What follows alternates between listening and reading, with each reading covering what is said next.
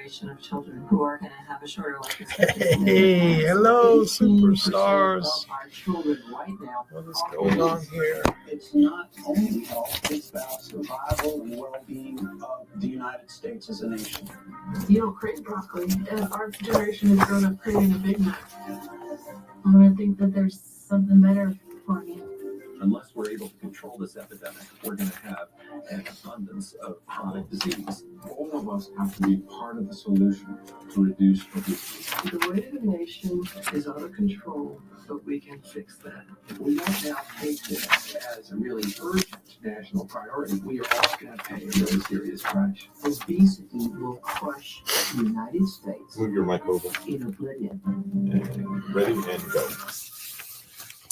Good morning, Stuart, Florida. Good morning, Treasure Coast. And good morning, the world. My name is Dr. Tred Rissacker, and I'm here with a message of healing, a message of hope, and a message of information that you can use today, right now, after you hear this program, to feel better, to look better, to have more vitality, more energy, to sleep better, and to just have a better experience as a human here on this world, in this world. I am a firm believer that health and wealth are equal. You can't have wealth without health, and it's hard to have, wealth without health. And too many of us, or too many of you, give up your health to get your wealth. Right? And then when you hit 60 or 70 years old or 50 or so, you end up spending your wealth to try to regain your health. And you know what? Oftentimes, it's not going to happen. You have given up the basis. Your foundation is weak. Just like a business whose foundational principles, if you want to have a business that lasts, that you can give to your children and transfer the wealth that's in the business to the next generation, you need a very strong, basic business model. And you can't have had weakness or shenanigans or trying to cheat or to try to go and circumvent, natural laws and laws of the government to try to build that business. If you do, it will fail. And health and your commitment to what you put in your body, what you put on your body, the things you eat, how much sleep you get, your levels of stress, how you're handling stress, how you handle your reactions and relations with other people. Are you contributing to the earth, to the world in a positive way? Or are you simply somebody who is breaking things down? It's really, it all begins and ends with you. Are you concerned about your health insurance? Did you see how expensive it's getting to have health insurance? I think the average health insurance cost right now has gone up to over $7,000 to $8,000 a year per person. And that's an average. And, you can avoid being sick if you build a good foundation when you're, as you grow up and as you go through your life. You can build a good foundation and be able to bring that health with you.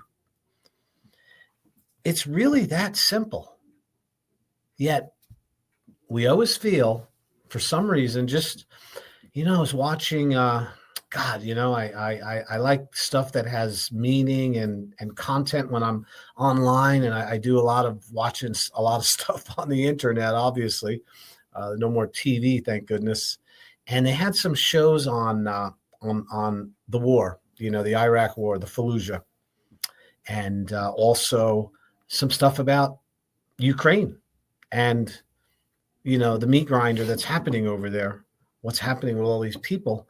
And what's very interesting is if you look at the Iraq conflict and the Fallujah, the soldiers feel like they're impenetrable. In other words, that they'll live forever. They're 19, 20 years old, and they just are, walking through gunfire and, they just feel like they're, that they can't be touched, that they can't be harmed. Yet we know they can. And it's horrible when it happens, but you see this, I want to say, bravado, this feeling that, you're untouchable when you're young, and that's why there's not a lot of old soldiers, but not because they don't live longer, because they won't take the risks that young people will. And that same mindset goes with people in life during their days, as they go through their teens and into their young adulthood in their 20s and 30s. They know that these choices they're making with foods and choosing not to exercise and prioritizing their careers over their health, in some way they feel untouchable, unpenetrable, that medicine will save me if and all I really need is to make sure that I have health insurance and I live next to a hospital, that they can save me somehow, that they will repair and correct the foolish life that I've lived in the past. And, and that would be like, somebody getting a knee replacement. They decided to do some heavy duty contact sports, and they get in and they get their knee taken out, strained and sprained through an injury in their younger life. And over time, they never really corrected why it happened, which could be alignment. And then the weight that they put on over the next 10 or 20 years led to this knee that is bone on bone. And they feel that, a knee replacement can help, no doubt. But what if you didn't have that to go to? What if you didn't have a knee replacement? What if they weren't doing all of these procedures? You might have taken better care of yourself.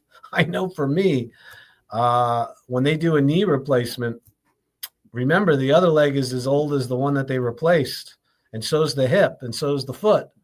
And that titanium knee, that $6 million man knee, you still got a 20-cent body if you haven't been taking care of it. And the outcomes aren't great. So it's important to know that the effort and time it takes to maintain your health and to do things is really, really important. So understand that most mainstream knowledge about healthcare and wellness and what you should do when it comes to the medical perspective is something called early detection. Okay? What does that mean, early detection?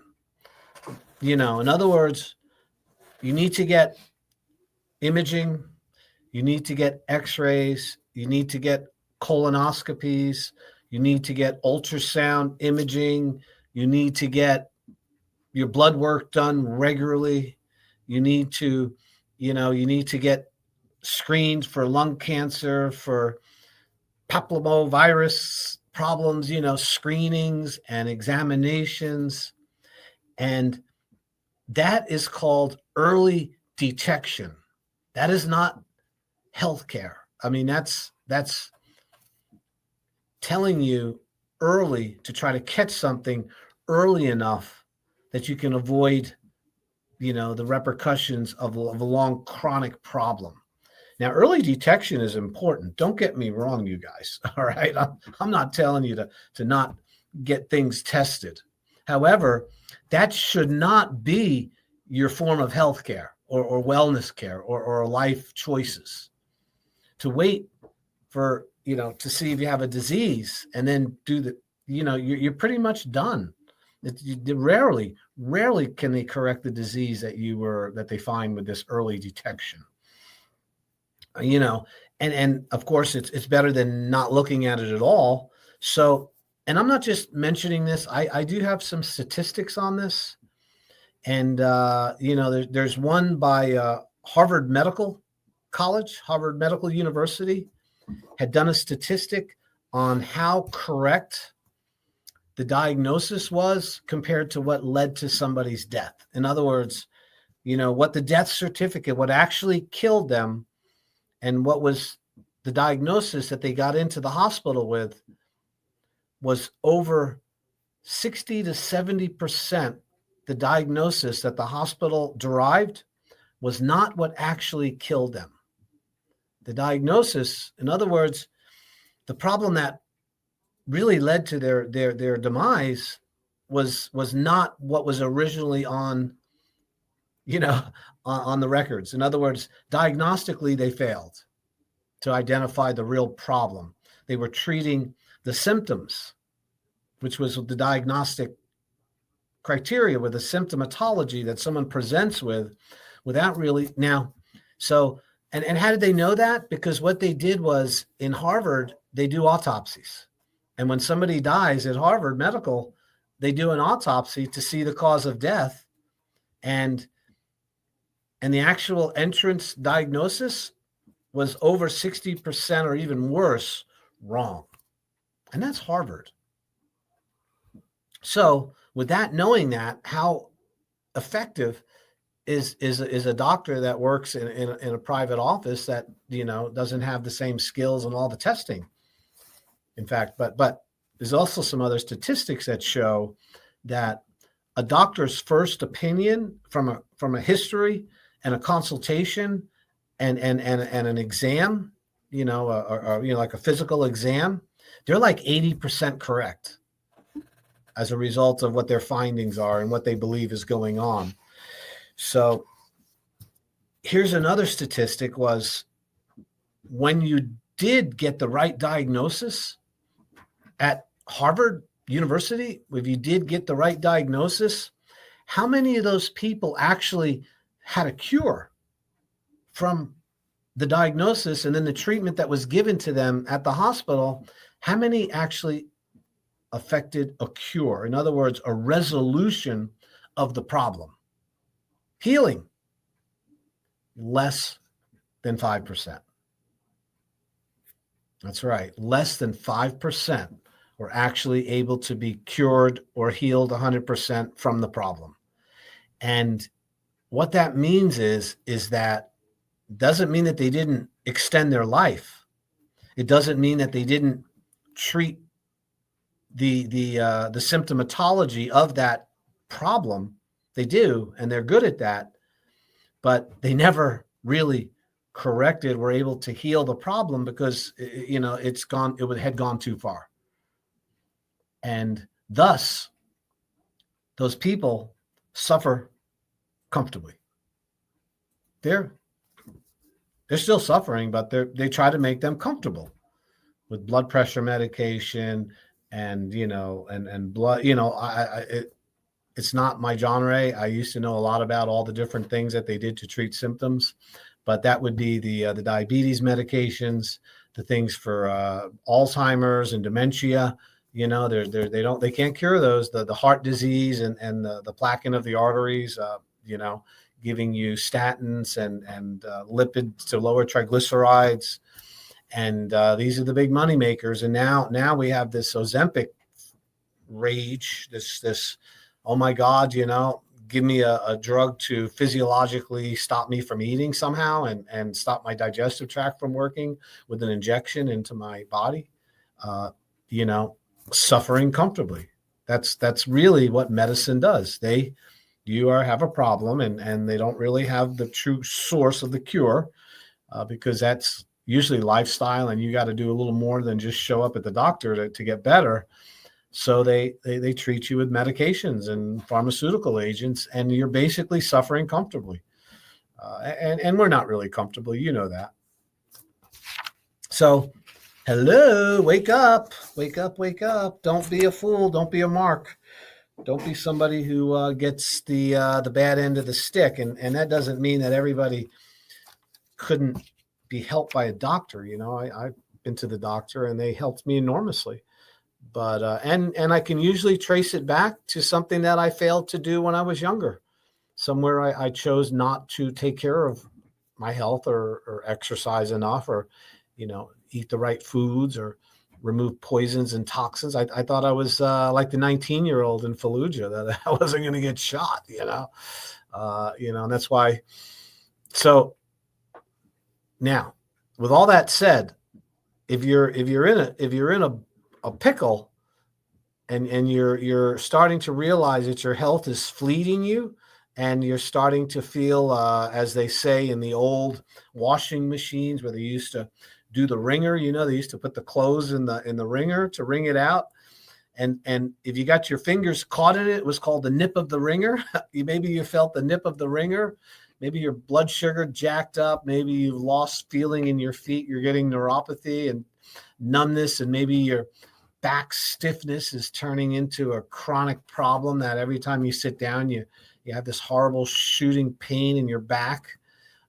Maybe you're getting to the point where you wake up once or twice or even 3 times to urinate. You're anxious, and it just goes on that these problems are happening to you. And I can tell you that you got to get back to basics of life, the basic things that we all need to be healthy and to repair tissue and to live longer are readily available, and you really don't have to buy them. Okay? So what I would say is that what you really need for health, to be healthy and live a long, productive life, most all of those things are free. You shouldn't have to pay for them. All right? And that would be sunlight, water, movement, being careful what you put in your body. Don't put poisons in your body or on your body. Food that's grown in the ground, real food, vegetable gardens, having a connection with a local sourced protein, local beef and local pork and chicken. Go out to Palm City. There's groups of people out there that raise chickens, and you can buy real eggs that aren't filled with poisons and toxins. They have thick shells, and you can source a lot of the protein too. There's farmers, and they have their cattle, and there's co-ops that are involved. You have to pay a little bit. I don't mean it's 100% free unless you want to raise and grow them yourself. But what you really need is free. Is there's no charge for it. There shouldn't be. And the things that you have to pay for, the supplements and these Ozempics and the drugs and the pills and all the things to lower your blood pressure, to raise your blood pressure, to stop your digestion, to speed up your digestion, to close off your urine flow, to open up your urine flow. That's all drugs do. They turn things on and turn things off. If you're on those drugs, you made some mistakes. And if you want to learn more about what you can do to be healthy and wellness, tune into my shows, because that's what I talk about all the time, 24/7, is what you can do right now, today, to be healthier, to live longer, and to have less pain and stiffness. And at this point of my career of observing humanity and where their real problems are, the biggest problem we have right now is obesity. It is a juggernaut. It is everything that could go wrong in your life when it comes to health is predicated and exacerbated by too much body fat, by carrying too much body fat. Okay, and you call it fatted.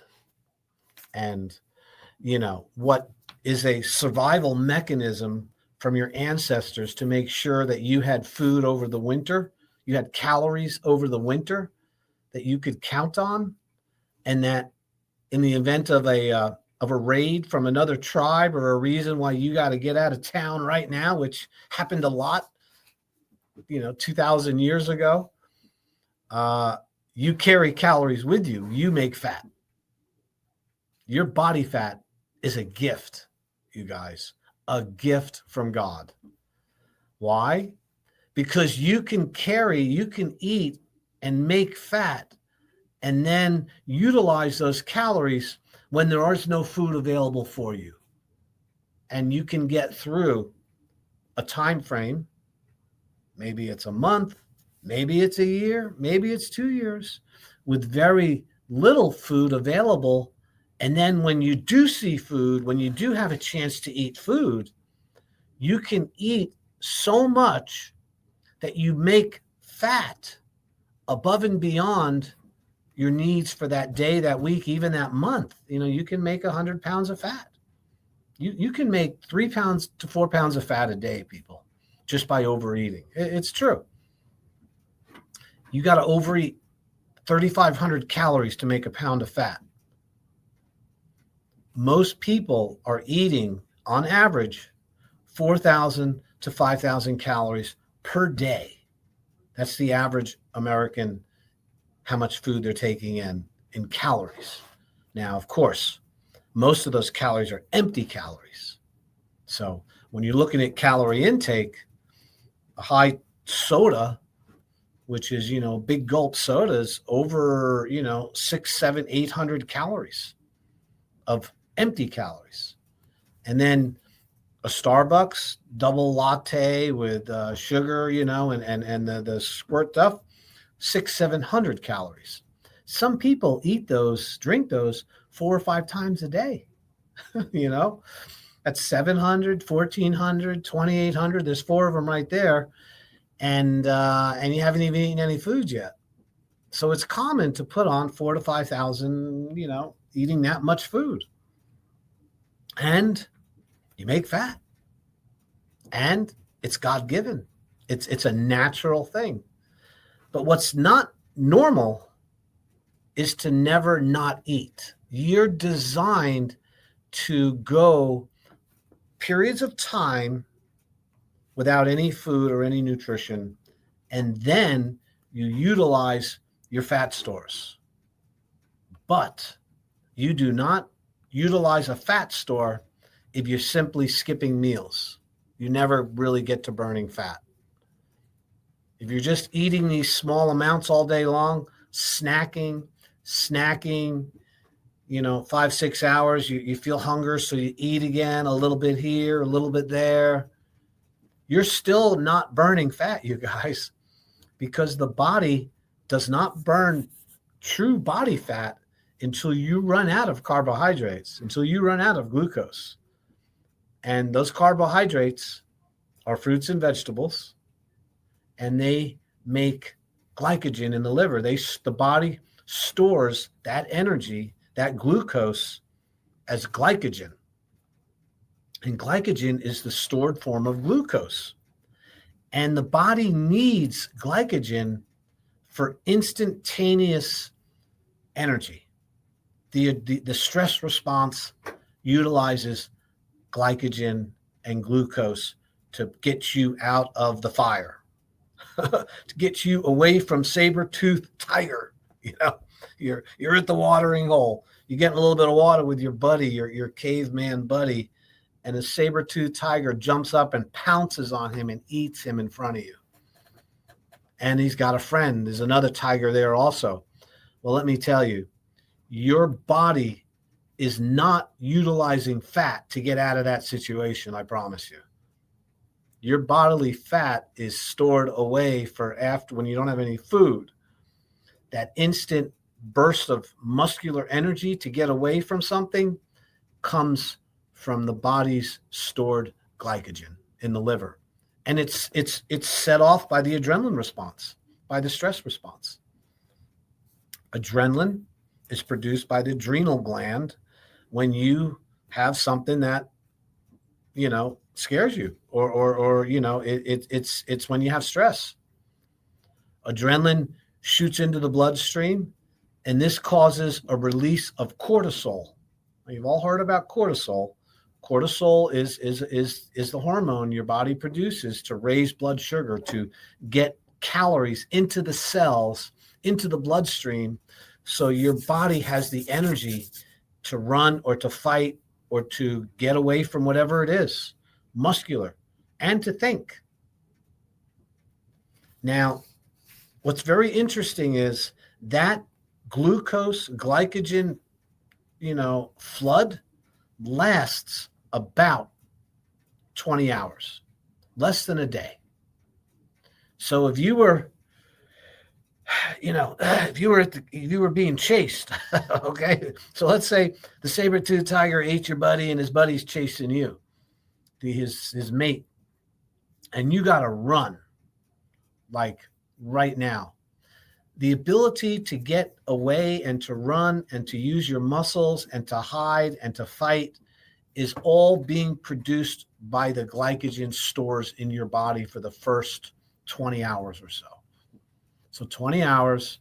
And if you're extended past 20 hours, you're running for, they're not giving up. They're still chasing you. Those next 2 days, 3 days, 4 days, and 5 days, if you're not eating, that's when your fat starts to power your body. Not the day you missed a meal, you guys. Or if you skipped a meal, you're not burning fat. You burn fat when you run out of glucose and glycogen. Okay? And that, when you start burning fat, that's when your body starts to heal itself. That's when your body produces something called ketones. And ketones is a biomarker that shows up in your urine or in your blood supply that you are now utilizing fat instead of glucose as an energy source. And when you utilize ketones as an energy source, it's a very clean energy source, which does not lead to any kind of insulin dependency or hyperinflammation that glucose causes. Glucose requires insulin to be cleared from the body. So your body's pancreas is working hard to get rid of glucose. When you go past the glycogen stores by not eating for a full day, just one day, you guys, go to sleep. The next day, the second day, you're starting to actually burn your stored fat. And that will show up in your urine as a little rise in ketones. So you can buy these ketone strips. And the ketone strips you can buy them online, you get them right up at the CVS. And if you want to know if you're being fat adapted, if you're starting to become fat compliant, which is where you want to be, you guys. You don't want to be carbohydrate dependent because that requires you to constantly eat all the time. Carbohydrate addiction is the same thing as alcohol addiction, you guys. And when you get addicted to alcohol and you stop drinking for a couple hours, your blood, everything makes you want to go back to it because you feel terrible. You're getting a headache from it. And to get that little buzz back, you go back for that alcohol again. And that's the same thing that happens when you become carbohydrate addicted. If all you're eating is carbohydrates, I shouldn't say that. You can be eating fat also, but if you're still eating carbohydrates and you're not going a full day without eating, you're never really burning that much fat. In order to become fat adapted and to start burning your inner fat layers, you guys, you got to go a day without eating. It's amazing what happens. I'm telling you, this is the easiest way I've ever seen to change body fat and to change metabolism is to learn how to become fat adapted versus carbohydrate adapted. And they call it keto. And it's called fasting. And it's quite powerful. So once you become fat adapted, and the way you know it is by checking with a ketone with these urine strips, urinalysis. And so I've been doing this with myself for about 12 months now on and off. I did the severe fasting. I did 4 or 5 day fasting with water. I always do water. And then now I'm at a point where I basically really only eat once or twice a day. I don't eat breakfast because I have the blood sugar from the night before. I mean, I am hungry when I get up in the morning, as I always am, but I'm not weak. I'm not like out of my mind, like super hungry. And so what I do, and I was reading about this, and this really works, is I put like butter in my coffee. Right? I never thought I would do that in my life. And I watched a show. It was on this thing called Bulletproof Coffee. And this guy, who's the guy who developed it, went from a 300-pound person down to 160 pounds, changed his whole life by simply putting butter in his coffee and other oils and having that for breakfast. So I'm on my, I told my wife, I said, you better get more butter because I'm going through like half a stick a day here. And that's really my morning breakfast is I have a cup of coffee. I take probably 2 to 3 tablespoons of butter, a big chunk of butter, put it in the cup, heat it up so it, liquefies it. And then I'll put the coffee on top of that. A little bit of stevia. I like a little sweetness. Stevia is fine. And a little bit of cream. And did you know 1 teaspoon of cream is like 40 calories? I didn't know that, but now I do. But so I'm not typically, I mean, I am fasting because I'm not eating anything that's carbohydrate, but that coffee has been really, really beneficial at my energy levels. And I'm just not that hungry till about 12 or 1 o'clock. I start to feel hungry again. And then I drink water, and typically I will not eat until at least after 4. And that would be with something that is savory, meaty, fatty food. And I'm down to 198 pounds. My body fat is probably lower than 15%. My inflammation and the swelling around any inflammation is gone from my body. I am a very happy camper. Now, what does that have to do with laser? What am I doing with the laser? So the red light laser, low-level laser, and red light therapy to treat body fat treats the subcutaneous fat. It's dealing with the fat that's on the outside of the body, the stuff that accumulates around your muscle core.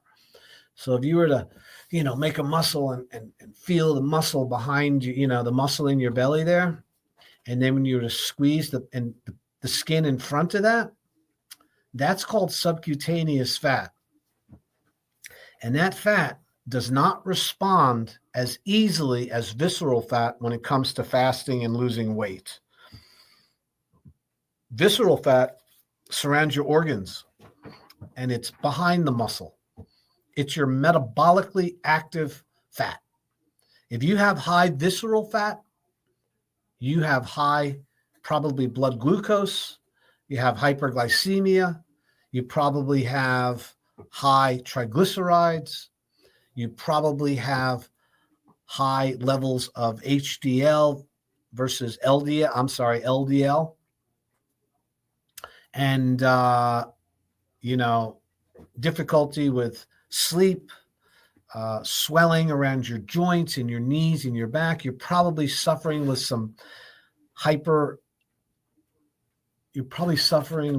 neuropathy and starting to get some lack of feeling.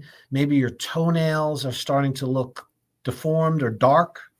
They say, oh, it's bacteria. No, it's blood sugar feeding the bacteria in your nail bed, in your feet.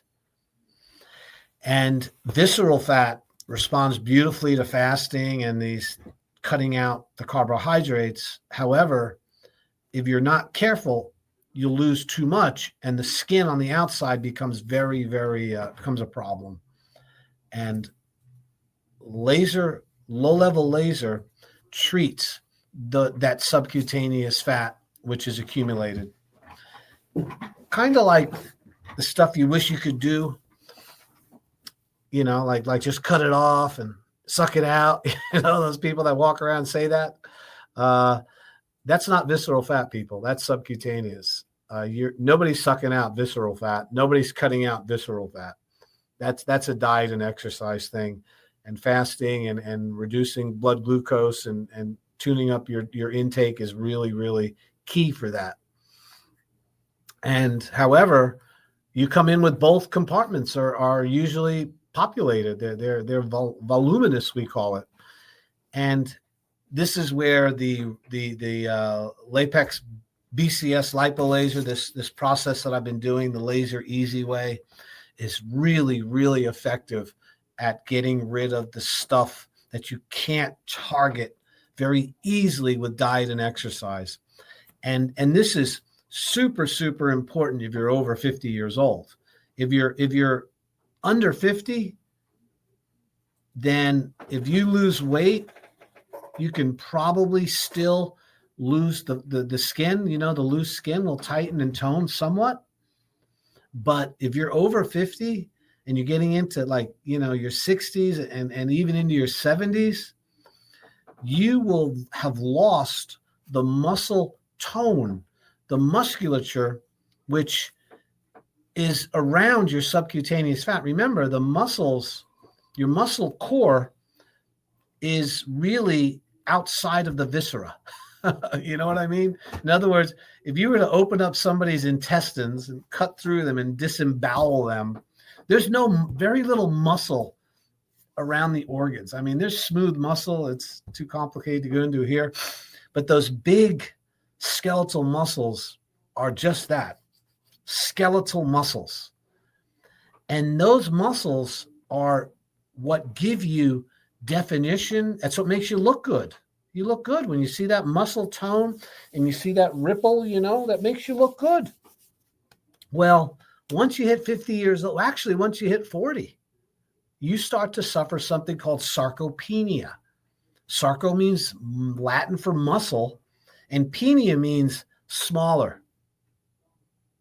So sarcopenia is a loss of muscle tone, gradual due to aging, getting older, and not because you're not exercising, not because you're not eating the right foods. Now you can slow it down and you can, slow the process down and maintain muscle tone if you exercise like crazy. But most of you aren't doing that. So now you're 50, 60 years old. You finally figured out that these carbohydrates aren't serving you anymore. You're not drinking sodas anymore. You've got your Fitbit. You're going to the Pilates class. Maybe you're going to Crunch. We're there at Crunch all the time, by the way. We sign a lot of people from Crunch Fitness. They want that extra help. And even though you're doing 1,000 sit-ups and you ate 500 calories, that midriff, that midsection, it's not changing. That's because it's subcutaneous. It's not visceral. Visceral is behind the muscle. Sub-Q is in front. And as you get older, due to hormonal changes, that subcutaneous kind of disconnects from your metabolism. And, that's why people do all these crazy kind of procedures, the fat sucking, the fat burning, the fat freezing, blasting it with ultrasound, shooting injections into it. It's insane. If you're doing any of that, please give us a call.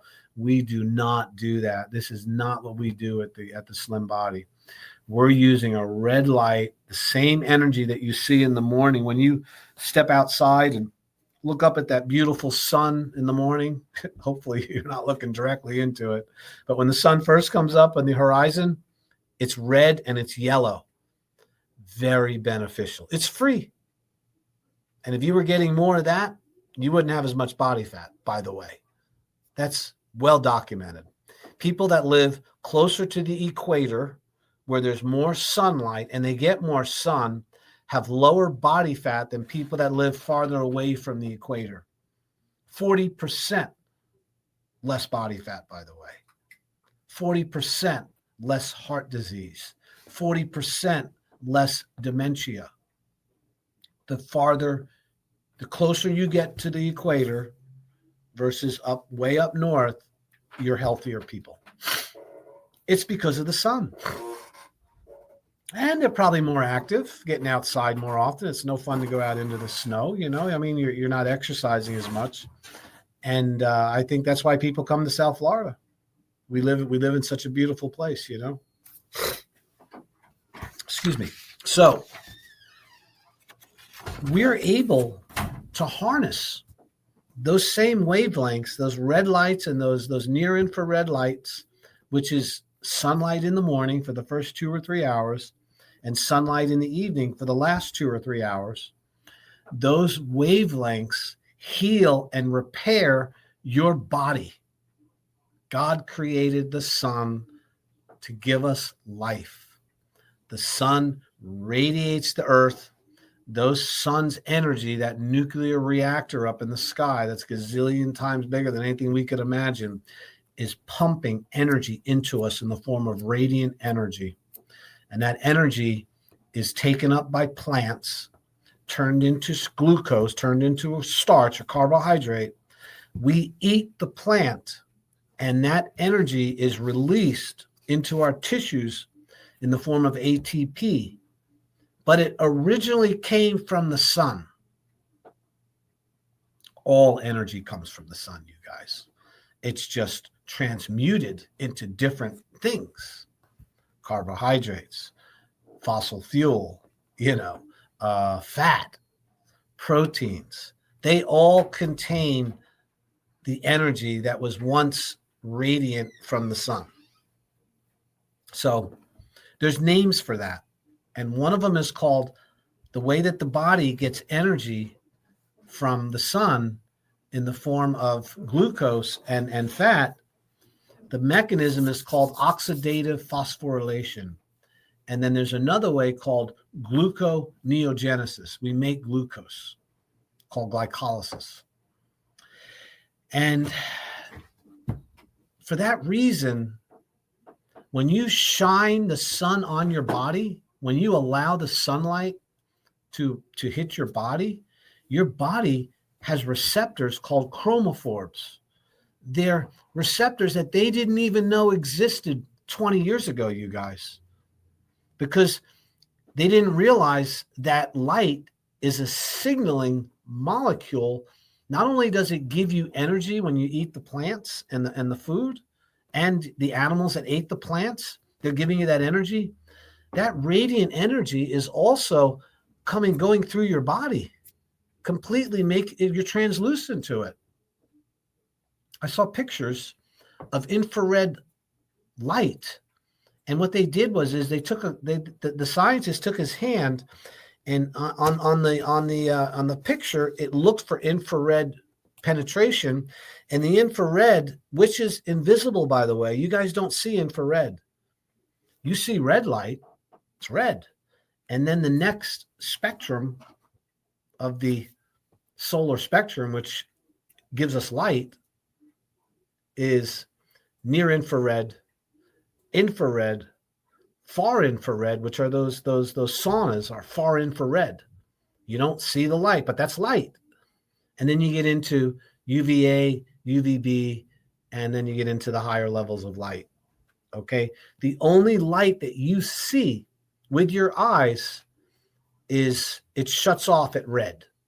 So you see the blues and the yellows and the greens and the purples, and then it gets into the red light. And then those next spectrums are invisible to your eyes. You can't see them. Yet they are what actually heals and penetrates to create a better homeostasis, a better system. Your body desperately needs that light charge every single day. We've been on the planet. I looked at the earliest humans that they found. 1.2 to 1.7 million years ago, they found humans that could walk upright and had large brains, which shows that they were evolving into what we are today, into humanity. And, they woke up to light. They came out of wherever it was and they had sunlight on them.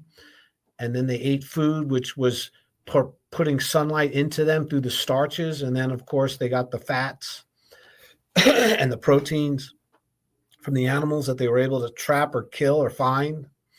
And then they would eat carbohydrates when they could grasp them in roots and tubules and shoots and little plants. And here's another really important factor. Your body handles proteins, carbohydrates, and fats better when you eat them on their own instead of mixing them together. When you take a slice of pizza, okay? All the food groups are in a piece of pizza. There's the carbohydrate, which would be the crust and some of the tomatoes. And then the protein would be if you had a little protein on it, like your meatball or your sausage. And then you had the fat, which is really the cheese. Okay, so you're getting all these food groups, but the problem is they're cooked. They're changed. They're denatured. They're devalued through the heating process and the combination of all of them together. So now you have something which is not as healthy than if you ate a piece of starch, a piece of protein, and a piece of fat separately. So try separating your meals. Have a piece, don't always have a starch and a potato and a meat, right? Just have a piece of meat with some fat. And then wait 2 or 3 hours. And then have a carbohydrate, have a salad. But what's happening is, since everything is mixed together, it changes the quality of the food and it loses some of that life energy. Everything that you need to be healthy is free. It really is. You can go out and sit in the red light if you like every morning like I do. I'm going to post a picture of it. I took a picture this morning in my mirror as I was getting ready to come in. And you know what? I'm old. I'm 64. You know that picture of Robert Kennedy where it shows him all fit looking?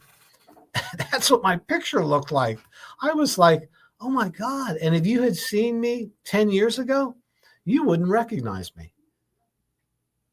It's called the Slim Body Laser Spa. We're located in Stewart on East Ocean Boulevard. I love talking about this stuff. If you come in there and you want to come in for a consultation, I will provide you with a complete explanation of what we do.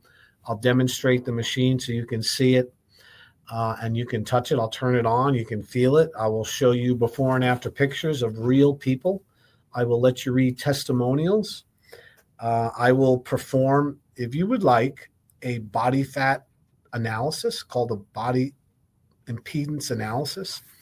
Checks your BMI, meaning how much of your body is now fat. I did a BMI on a really beautiful person. Everybody's beautiful.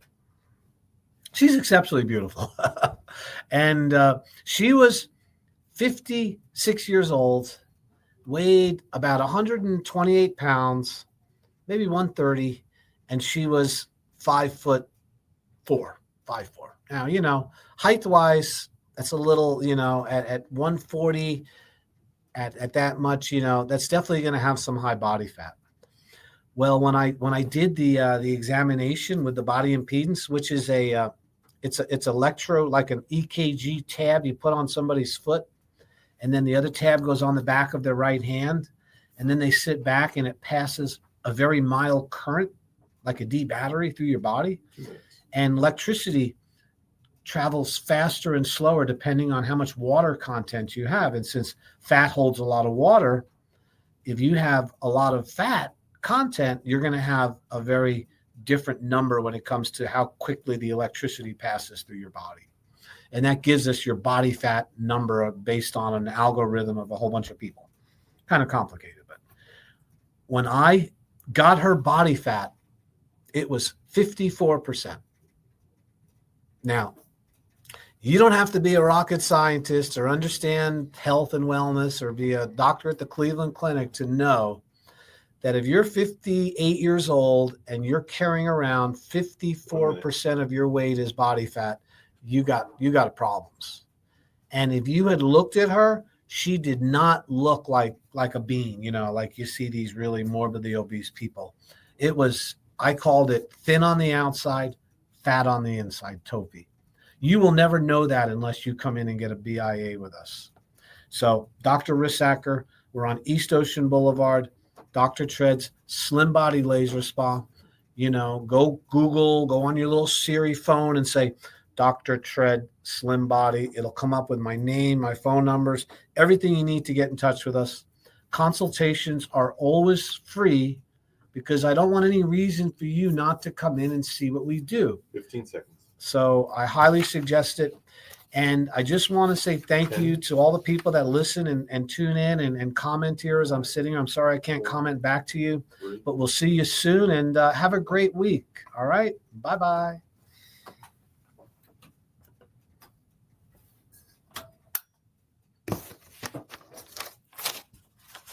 Oh,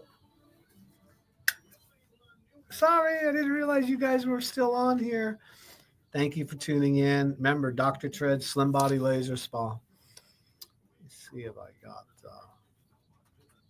post a comment.